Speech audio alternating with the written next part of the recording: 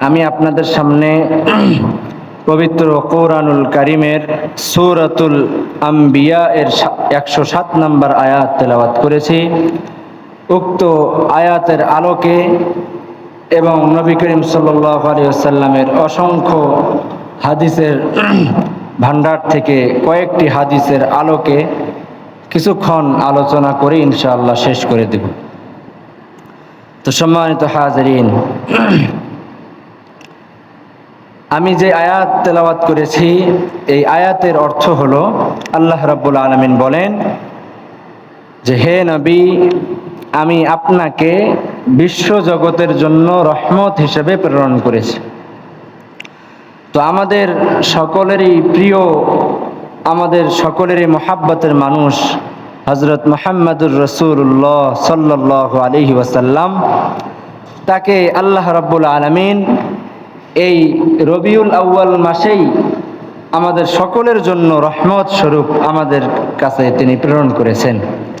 তো সম্মানিত হাজিরিন, তো যেহেতু আমাদের প্রিয় নবীজির জন্ম এবং মৃত্যু এই রবিউল আউয়াল মাসেই হয়েছে, এজন্য এই রবিউল আউয়াল মাসের গুরুত্ব, ফজিলতের দিক থেকে এর গুরুত্ব অনেক বেশি। তো সম্মানিত হাজিরিন, তো আমাদের এই নবীজির আগমন উপলক্ষে বর্তমানে আমাদের দেশ সহকারে বিশ্বের বিভিন্ন দেশে ঈদে মিলাদুন নবী পালিত হয়।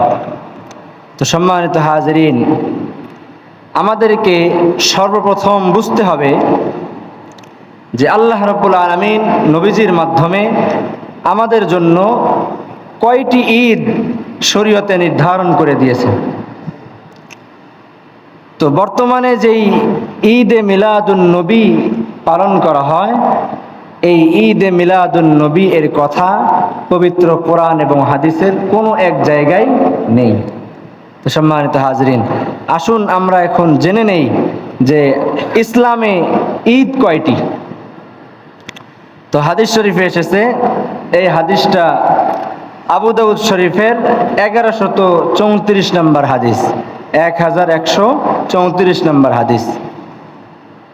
عن أنس رضي الله تعالى عنه قال قدم النبي صلى الله عليه وسلم المدينة ولهم اليومان يلعبون فيهما। এই হাদিসের বর্ণনাকারী হলেন হযরত আনাস রাদিয়াল্লাহু তাআলা আনহু। তিনি বলেন,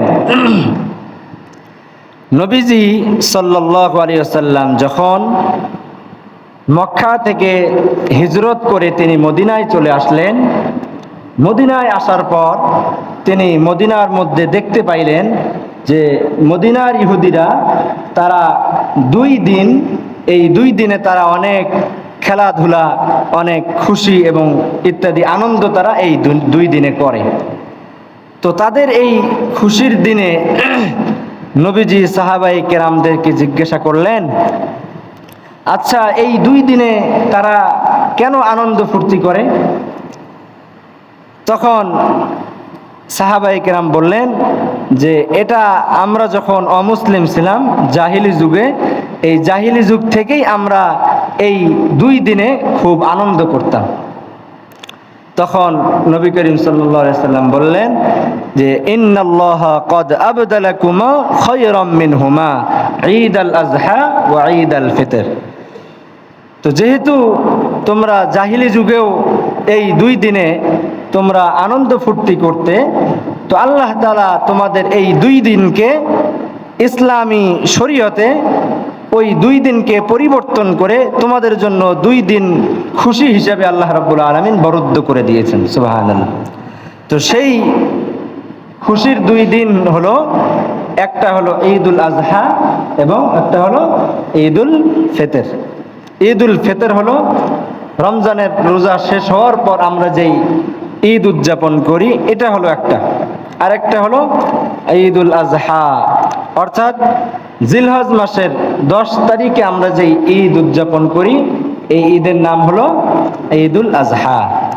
তো সম্মানিত হাজিরিন, আমরা এই হাদিসের আলোকে ইসলামে কয়টি ঈদের কথা জানতে পারলাম? 2টি ঈদের কথা জানতে পারলাম। শুধু তাই নয়, এরকম অসংখ্য হাদিস রয়েছে যে সকল হাদিসে যে ইসলামে শুধুমাত্র কেবলমাত্র একমাত্র 2টি ঈদেই শরীয়ত সিদ্ধ, এর বাহিরে কোনো ঈদ শরীয়ত সিদ্ধ নয়, অসংখ্য হাদিস থেকে বুঝে আসে। তো সম্মানিত হাজরিন, আরও একটা হাদিস এসেছে, এই হাদিসটা এসেছে বুখারী শরীফের 963 নম্বর হাদিস। এই হাদিসের বর্ণনাকারী হলেন হযরত আব্দুল্লাহ ইবনে ওমর রাদিয়াল্লাহু তাআলা আনহুমা। عن عبد الله بن عمر رضي الله تعالى عنهما قال كان رسول الله صلى الله عليه وسلم وأبو بكر وعمر كانوا يصلون عيدين قبل الخطبة। হযরত আব্দুল্লাহ ইবনে ওমর রাদিয়াল্লাহু তাআলা আনহু বলেন যে নবী করিম সাল্লাল্লাহু আলাইহি ওয়াসাল্লাম এবং হযরত আবু বকর রাদিয়াল্লাহু তাআলা আনহু এবং হযরত ওমর রাদিয়াল্লাহু তাআলা আনহু, তারা 3 জনেই 2 ঈদের দিন খুতবার পূর্বে তারা 2 ঈদের নামাজ আদায় করতেন। তাহলে এরকম অসংখ্য হাদিস থেকে আমরা বুঝতে পারি যে ইসলামে ঈদের সংখ্যা হলো কয়টি? মাত্র 2টি। একটি হলো ঈদুল আজহা আর একটি হলো ঈদুল ফিতর। তো সম্মানিত হাজরিন, কিন্তু বর্তমানে এই রবিউল আউয়াল মাস আসলেই, যখন এই 12ই রবিউল আউয়াল এসে যায়, তখনই আমাদের দেশে ঈদে মিলাদুন নবী নামে একটা ঈদ তারা উদযাপন করে, অথচ এই ঈদের কথা কোরআন এবং হাদিসের কোথাও আমরা পাই না। তো সম্মানিত হাজরিন, আজকে হলো রবিউল আউয়াল মাসের 9 তারিখ। তো সামনে এই 12ই রবিউল আউয়াল আসতেছে। এই 12ই রবিউল আউয়ালে আপনারা দেখবেন অনেকেই 12ই রবিউল আউয়াল উপলক্ষে, নবীজির জন্মদিন উপলক্ষে তারা মিছিল করে, তারা রাস্তাঘাটে তারা ঢোল তবলা ইত্যাদি বাজায়। সম্মানিত হাজরিন, এই যে ঈদে মিলাদুন নবী, আসুন আমরা এখন জেনে নেই এই ঈদে মিলাদুন নবী এটা শুরু হয়েছে কত হিজরি থেকে। তো ইতিহাসের কিতাবে পাওয়া যায় যে ঈদে মিলাদুন নবী নামক এই যে উদযাপন, এই উদযাপনটা শুরু হয় 604 হিজরি। 604 হিজরিতে এই ঈদে মিলাদুন নবী শুরু হয়। তাহলে আপনারা একটু চিন্তা করুন, 604 হিজরি মানে নবীজি সাল্লাল্লাহু আলাইহি ওয়াসাল্লামের দুনিয়া থেকে বিদায় নেওয়ার প্রায় 600 বছর পরে এই ঈদে মিলাদুন নবী এর উদ্ভাবন হয়। সম্মানিত হাজরিন, এই ঈদে মিলাদুন নবী সর্বপ্রথম ইরাকে এই ঈদে মিলাদুন নবী শুরু হয়। ইরাকের মুসিল নামক শহরে এই ঈদে মিলাদুন নবী সর্বপ্রথম শুরু হয়। সেই সময়ের বাদশাহ ছিলেন আবু সাঈদ মুজাফফর কাউকারি। আবু সাঈদ মুজাফফর কাউকারি এই বাদশার আদেশে সর্বপ্রথম 604 হিজরিতে এই ঈদে মিলাদুন নবীর সূচনা হয়। এই বাদশাহ তিনি ভাবলেন যে ইহুদি খ্রিস্টানরা তারা তাদের নবী হযরত ঈসা আলাইহিস সালামের জন্মদিন উদযাপন করে, তো আমরা যদি আমাদের নবীজির জন্মদিন উদযাপন করি তাহলে সমস্যা কোথায়? এই যে সমস্যা কোথায়, এই কথা বলেই তিনি 604 হিজরিতে ঈদে মিলাদুন নবী নামক এই বেদাত তিনি সূচনা করেন। সম্মানিত হাজরিন, আসুন আমরা এখন জেনে নেই যে আমাদের নবীজির জন্ম তারিখ কবে। বিশুদ্ধ মত অনুযায়ী নবীজির জন্ম তারিখ এর বিষয়ে আল বিদায়া ওয়ান নিহায়া নামক কিতাবের মধ্যে 60টা অভিমত এসেছে। 60টা অভিমতের মধ্যে 1 নম্বর হলো রবিউল আউয়াল মাসের 2 তারিখ, আর একটা হলো রবিউল আউয়াল মাসের 8 তারিখ, এবং আরেকটা হলো 3 নম্বর হলো 10 তারিখ, 4 নম্বর 12 তারিখ, 5 নম্বর রবিউল আউয়াল মাসের 17 তারিখ, 6 নম্বর রবিউল আউয়াল মাসের 23 তারিখ, 7 নম্বর রমজানের 13 তারিখে নবীজির জন্ম হয়। এরকম আল বিদায়া ওয়ান নিহায়া নামক কিতাবে 60টা অভিমতের কথা এসেছে। এই 60টা অভিমতের মধ্য থেকে ইবনে কাসির রহমতুল্লাহ আলাই তিনি 3টে মতকে বেশি প্রাধান্য দিয়ে এই 3টে মতের সপক্ষে তিনি দলিল পেশ করেছেন। সেই 3টে মত হলো রবিউল আউয়াল মাসের 2 তারিখ, রবিউল আউয়াল মাসের 8 তারিখ এবং রবিউল আউয়াল মাসের 12 তারিখ। এই 3টে মতের সপক্ষে তিনি দলিল পেশ করে এই 3টা মতকে তিনি একটু প্রাধান্য দিয়েছেন। তাহলে 7 থেকে যদি আমরা 3টা একটু বেশি শক্তিশালী হয় তাহলে বাকি 4টা আমরা বাদ দিই। এখন আমাদের হাতে রইল বাকি 3টা। এই 3টার মধ্যেও এই 3 তারিখ সম্পর্কে যে সকল হাদিস এসেছে, এই সকল হাদিসের পরিভাষায় এই সকল হাদিসকে বলা হয় হাদিসে মুনকাতি'। অর্থাৎ নবী করিম সাল্লাল্লাহু আলাইহি সাল্লাম থেকে বর্ণনাকারী, হাদিসের বর্ণনাকারী পর্যন্ত যদি ধারাবাহিক হাদিসের সূত্র থাকে তাহলে সেই হাদিসের সূত্রের নাম হলো হাদিসে মুত্তাসিল।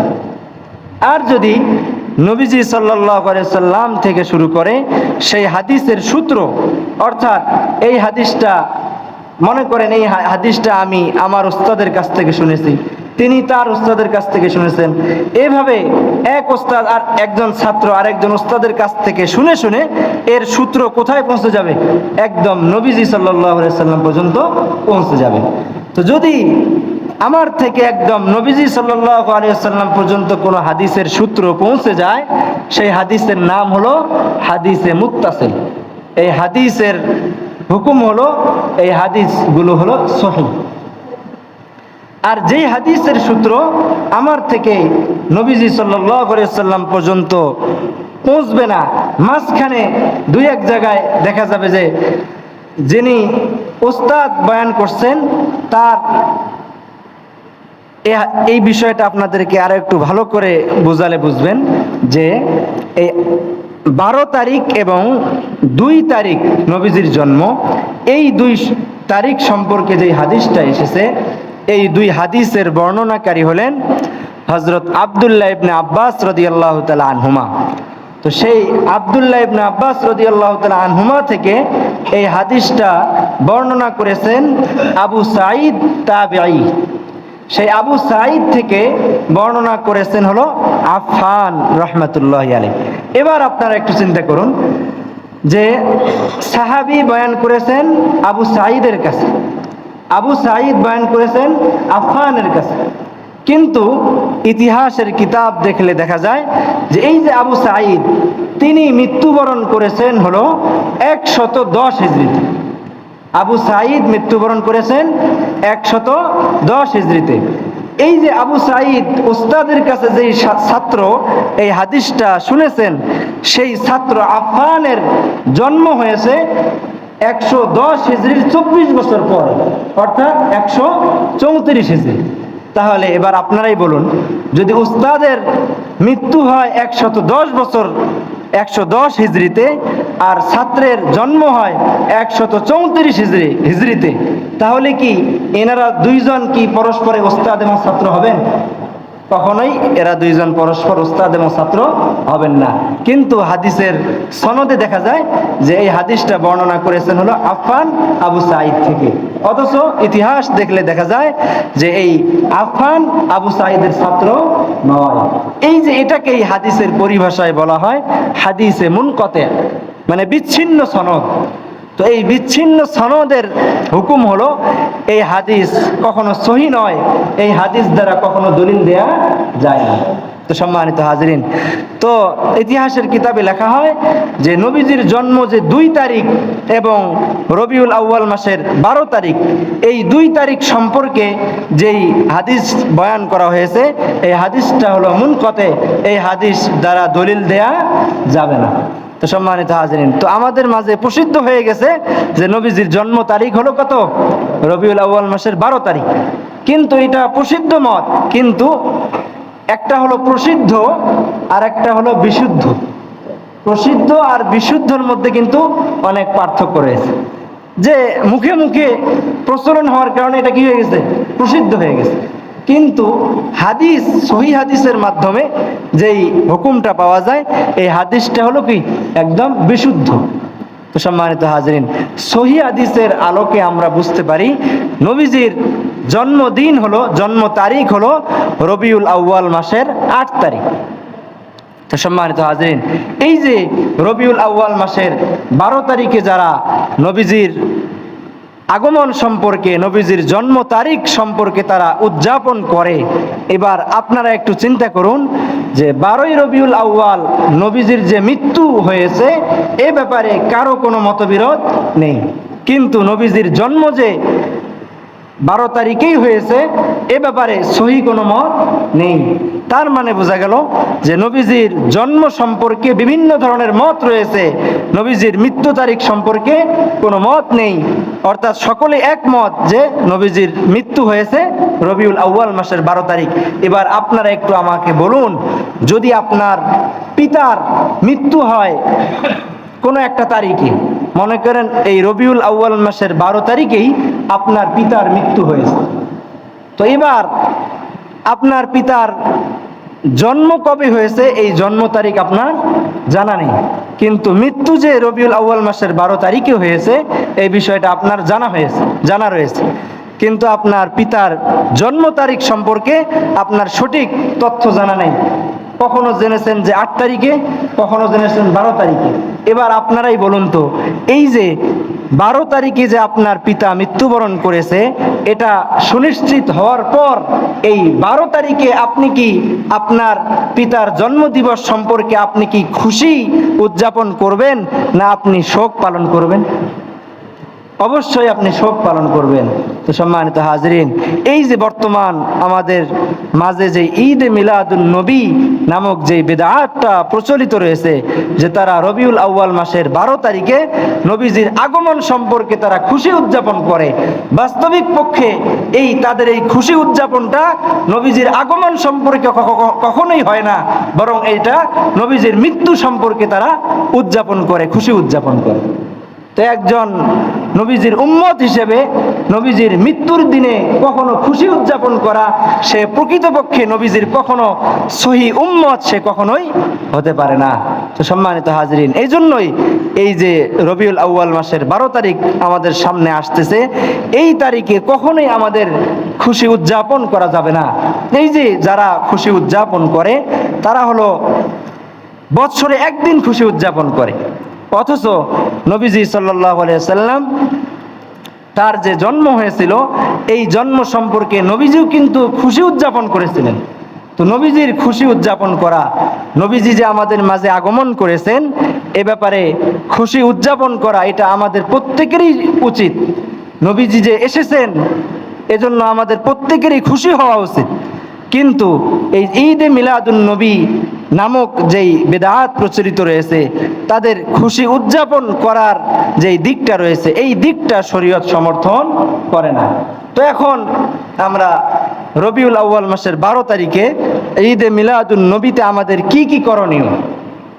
হাদিস শরীফে এসেছে যে সুইলা রাসূলুল্লাহ সাল্লাল্লাহু আলাইহি ওয়াসাল্লাম আন সাওমি ইয়াউমিল ইসনাইন, নবীজি সাল্লাল্লাহু আলাইহি ওয়াসাল্লামকে সোমবারের দিন রোজা রাখার বিষয়ে সাহাবায়ে কেরাম জিজ্ঞাসা করলেন যে রাসূলুল্লাহ, আপনি এই যে প্রত্যেক সপ্তাহের সোমবারের দিন আপনি কেন রোজা রাখেন? তখন নবীজি যেই জবাবটা দিলেন যে ফিহি ইয়াউমুন উলিদতু ওয়া ফিহি বুইসতু ওয়া ফিহি উনজিলা আলাইয়াল কুরআন। আমি সোমবারের দিন রোজা রাখার এক নাম্বার কারণ হলো এই সোমবারের দিন আমি দুনিয়াতে এসেছি, অর্থাৎ নবীজির জন্ম সোমবারে হয়েছে। এই শুকরিয়া আদায় করণার্থে নবীজি এই প্রত্যেক সপ্তাহের সোমবারের দিন নবীজি রোজা রাখতেন। সম্মানিত হাজিরিন, আমরা যদি বর্তমানে আশেকে রসুল দাবি করি, তাহলে আমার জন্য উচিত হলো প্রত্যেক সপ্তাহের সোমবারে রোজা রাখা। যদি আমি প্রত্যেক সপ্তাহের সোমবারে রোজা রাখি, তাহলে আমার আমলটা নবীজির আমলের সাথে মিলে গেল এবং আমি প্রকৃত আশেকে রসুল হিসেবে বিবেচিত হব।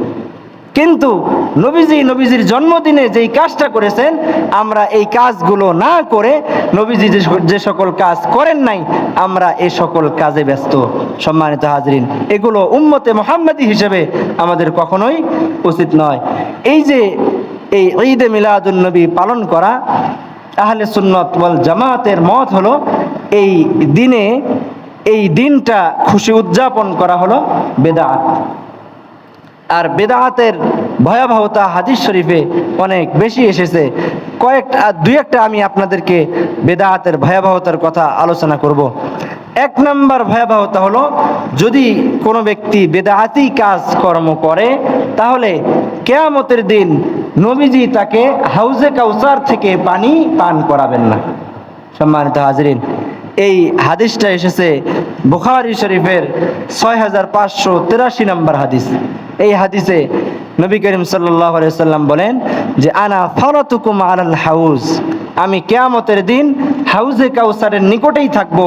মান মাররা আলাইয়া শারিবাত, যেই উম্মত আমার পাশ দিয়ে অতিক্রম করবে, আমি সেই উম্মতকে আমার হাউজে কাউসারের পানি থেকে পান করাবো। তো নবীজি এরপরে বলেন যে, লা ইয়ারিদান্না আলাইয়া আকওয়ামুন লা ইয়ারিফুনানি ওয়া আরিফুহুম, এরপর একটা সময় এমন একটা সম্প্রদায় আমার কাছে এই হাউজে কাউসারের পানি পান করতে আসবে, যে তাদেরকে আমি চিনি যে তারা আমার উম্মত, এবং তারাও আমাকে চেনে যে আমি নবী। কিন্তু এর পরক্ষণেই ইউহালু বাইনি ওয়া বাইনাহুম, আমার এবং তাদের মাঝে একটা পর্দা পড়ে যাবে। অর্থাৎ আল্লাহ তাআলার পক্ষ থেকে তাদের মাঝে এবং আমার মাঝে একটা পর্দা ফেলে দেওয়া হবে। তখন নবীজি বলেন যে, ফাআকুলু ইন্নাহুম মিন্নি, তখন নবীজি বলেন যে, আমি আল্লাহ তাআলার কাছে আরজ করবো, ইয়া আল্লাহ, এই সকল উম্মত এরা তো আমারই উম্মত, তা আপনি কেন আমার এবং তাদের মাঝে এরকম পর্দা ফেলে দিলেন? আমি তো তাদেরকে হাউজে কাউসারের পানি পান করাতে পারছি না।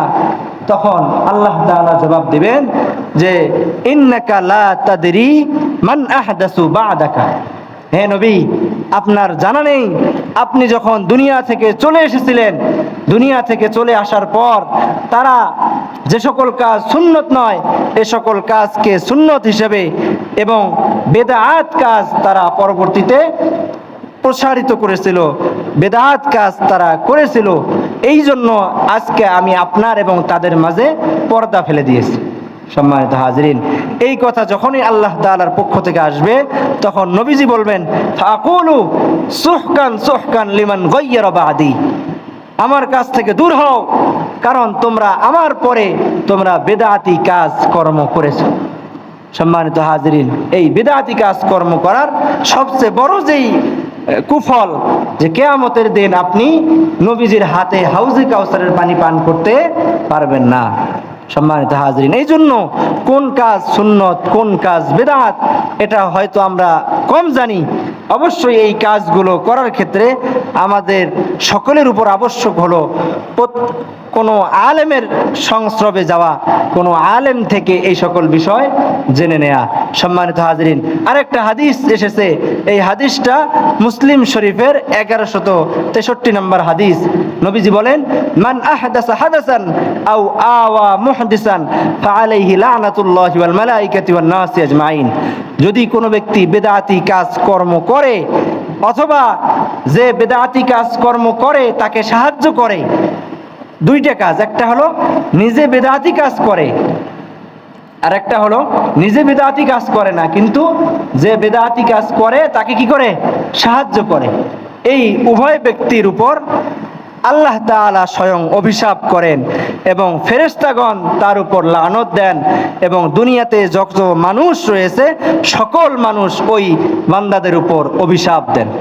সম্মানিত হাজিরিন, আপনি যদি বিদআত কাজ করেন তাহলে এক নম্বরে আপনি তো নবীজির হাত থেকে কখনোই হাউজে কাউসারের পানি পান করতে পারবেন না। দুই নম্বরে হলো যে আপনার উপর আল্লাহ তাআলা এবং ফেরেশতাগণ এবং দুনিয়ার সকল মানুষ আপনার উপর অভিশাপ করবেন। সম্মানিত হাজিরিন, তিন নম্বরে এসেছে ইয়াকুম ওয়া মুহদাসাতিল উমুর ফাইন্না কুল্লা মুহদাসাতিন বিদআহ ওয়া কুল্লা বিদআতিন দালালাহ ওয়া কুল্লা দালালাতিন ফিন্নার। যদি কোনো বান্দা বিদআতি কাজ করে তাহলে তার সর্বশেষ পরিণাম হলো জাহান্নাম। নবীজি বলেছেন যে তোমরা বিদআতি কাজ কর্ম থেকে বিরত থাকো, কারণ প্রত্যেক বিদআত হলো পথভ্রষ্টতা, আর প্রত্যেক পথভ্রষ্টতার কারণেই তাকে জাহান্নামে যেতে হবে। সম্মানিত হাজিরিন, আমরা সর্বশেষ বুঝতে পারলাম যে বিদআতি কাজ করলে সর্বশেষ আমার পরিণাম হলো জাহান্নাম। সম্মানিত হাজিরিন, এই জন্য আমরা নিজেরাও তো এই বিদআতি কাজ কর্ম থেকে বিরত থাকবই, এবং আমাদের আশেপাশে যারা এই সকল বিদআতি কাজ করে তাদেরকেও এই সকল কাজ থেকে আমরা অবশ্যই বিরত রাখার চেষ্টা করব ইনশাআল্লাহ। সম্মানিত হাজিরিন, রবিউল আউয়াল মাস চলছে। এই মাসে ইনশাআল্লাহ সিরাতুন নবী সম্পর্কে কয়েক জুমায় আলোচনা হবে। গত জুমায় আলোচনা হয়েছিল, এই জুমায় আলোচনা হলো। ইনশাআল্লাহ সামনে সিরাতুন নবী সম্পর্কে ধারাবাহিক কয়েক জুমায় আলোচনা করব ইনশাআল্লাহ। তো আমি যা কিছু আলোচনা করলাম এর সবটুকুন আল্লাহ তাআলা সর্বপ্রথম আমাকে, এরপর আপনার